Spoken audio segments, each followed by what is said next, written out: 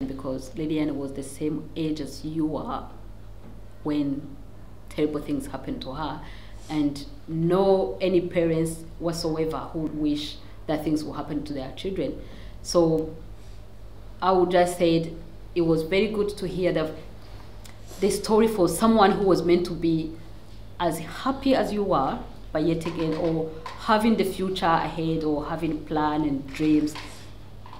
Just to hear what happened, that can give you at least a clear road for you to work on for your sake, to just for your future. So I say, I don't know, to me, it would be very privileged to know about, like, for instance, if I was in your shoes, I would say, oh my God, is that what happened? What can I do to change it?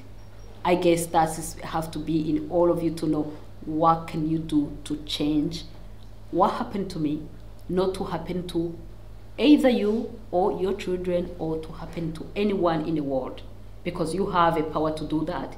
You are the future leader of this world. So if you know, oh, that things I had when I was 15 years old, I don't want that things to happen to anybody, because it did affect your life for good. Believe me, you can still survive, but that will affect your life for good, because it's something you cannot erase from your head. It's something you cannot go away with it. You will still come back. So what you have to know, or what you have to speak to your parents, is for them to guide you how to be good. I know you are good, but how to do good for the future and for the others, not just for you, and for the others.